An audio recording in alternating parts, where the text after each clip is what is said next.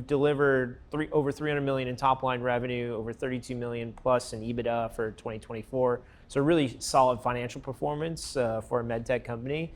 And I think we'll continue to kind of prove out that model that we're a successful cash flow positive organization with a patient impact too.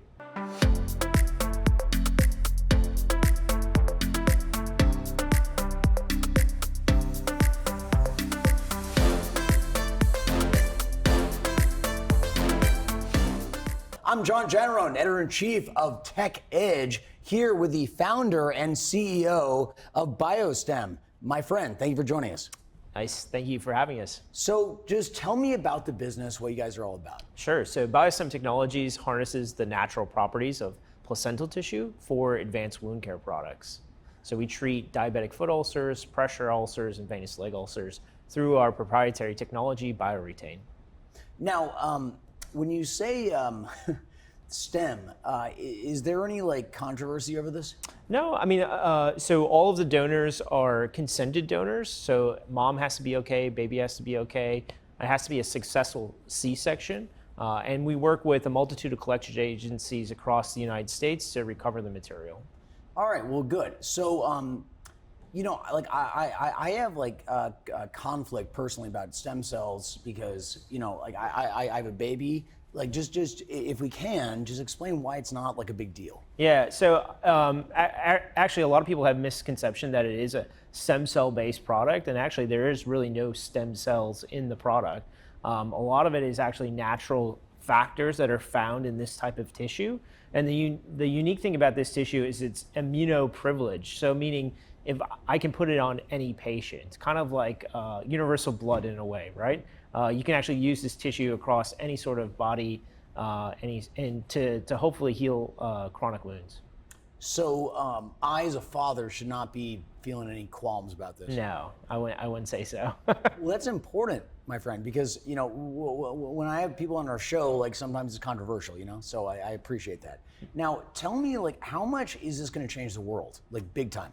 Yeah, I mean, right now the chronic wound care issue is pretty expansive. Specifically, there's over 50 million Medicare beneficiaries today, and about 80 million by 2030. Roughly about 20% of those folks have a chronic wound. So this is a huge addressable market, and sadly, our U.S. diet doesn't help. GLP-1s aren't going to fix the issue either, and so these wounds, sadly, if they've gone untreated, end up where the patient ends up having an amputation, and sadly, the end of life is very near after that amputation. So we're hoping to address hopefully an unmet need and really change that outcome. This is actually a real issue concerning people, not just Americans, everyone. Yeah. I mean, it can be used throughout the world, basically, right? Ironically, a lot of people don't realize that in Pakistan, it's one of the highest populations of diabetic foot ulcers. So, these products are universal. They can be used across the globe, and hopefully, the goal is to actually, save a limb to save a life, is what we say. So, in terms of your competition, what else is out there? Yeah, I mean, there's several public companies that are peer competitors to us currently in the marketplace. There's also some that are kind of a combination of other products as well, and we're hopefully trying to compete against them and really differentiate ourselves through our BioRetain process. So if you might tell me, how are you differentiated from your competitors? Yeah, I like to use an analogy. It's a food analogy. You can build a sandwich two ways. You can, thinking the bread as structure, you can make a bread, use Wonder Bread, which is basically washed out, no nutritional value theoretically in that bread, or you can use whole grain organic natural bread, right? Both serve as the ends of your sandwich, but each have their own unique properties, right? The organic natural bread has a lot of natural benefits, hopefully nutritional value too as well, right? And so when we look at our product, we try to retain, hence the name BioRetain, all the natural properties in the tissue, which then hopefully find their way into the wound environment and heal that patient. And so when we look at competitor-based product, what we find is they use processes to strip a lot of that good stuff out of the tissue, and ultimately the outcomes are a little different. Now, do you prioritize this sort of organic, healthy way as an economical tool, or do you do it because it's the right thing to do?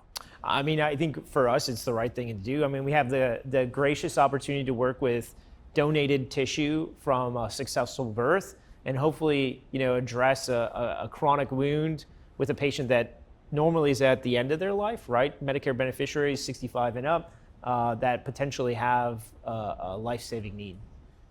So that means you're doing the right thing and you're also making money from it.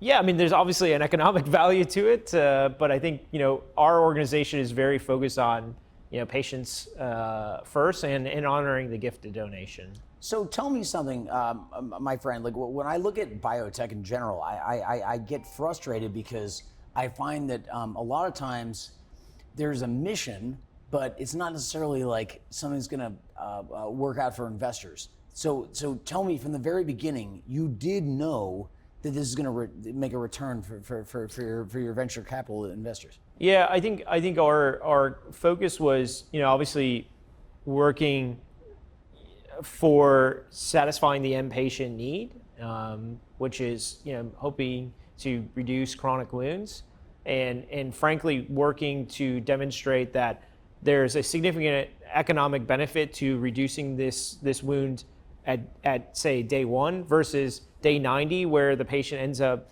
getting an amputation and then ultimately costing the Medicare trust fund exponentially more money versus treating it upstream, right? And with that, treating it upstream, there is some profit in it for us as an organization to be profitable as well. Well, that makes a ton of sense to me. So I look at the healthcare system as I think many of us do, and get frustrated. It's like, can you guys help make it a little bit better?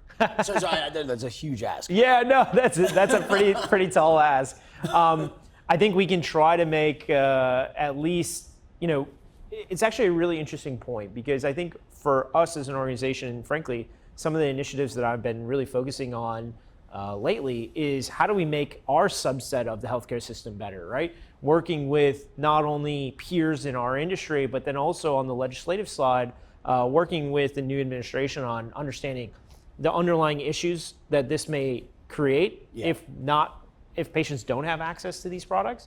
At the same time, how do we make it affordable for the Medicare trust fund, because we're all taxpayers and we're all committing to that, and making sure that those dollars are being spent wisely as well. Now, is this something that, again, I'm giving you some tough questions here, my friend. Is this something that, you mentioned the new administration, which all of us are a little confused about. Do you think that you guys might be able to be friendly with them? Yeah. Well, I guess, first of all, we don't have tariffs on our products, so I guess maybe that's a good check the box, right? I mean, I think, the good thing about new leadership in HHS and CMS, I think they're very pro regenerative medicine, and I think they see it as, let's try to reduce some of these roadblocks to get products into the space. Maybe the more traditional pharma methodologies are going by the wayside, so maybe that yields and lends to positives to us. But I think they're also open-minded. I think they're both very bright guys and have some good concepts. You mean like Kennedy? Yeah, RFK and Dr. Oz. Yeah. Well, I mean, I like what Kennedy's driving for, but it's kind of a mess out there right now. Well, I mean, I think he inherited a little bit of a mess. So That's true. it is what it is. But I mean, I think both are very strong individuals, and I think they can demonstrate.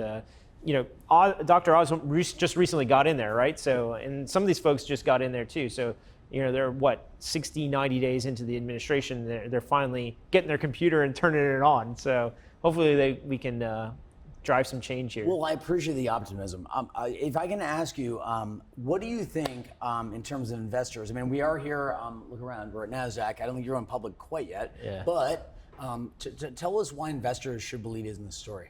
Yeah, we actually are public. We're I'm sorry. no, it's all right. We're traded on the OTC under stock symbol BSEM. We're actually actively working to uplist onto Nasdaq, so working our way there. Hopefully, being able to push that button near term here. But yeah, I mean, I think people really understand, we've delivered over 300 million in top line revenue, over 32 million plus in EBITDA for 2024. So really solid financial performance for a med tech company. And I think we'll continue to kind of prove out that model that we're a successful cash flow positive organization with a patient impact too. Well, I mean, the latter point is really important to me. We interview a lot of people here, and I frankly, as do you, believe in RFK. So thanks for that. Yeah, no problem. Thank you for having me. Appreciate it. Thanks for being here. Yep. I'm John Jannarone, Editor-in-Chief of Tech Edge, signing off.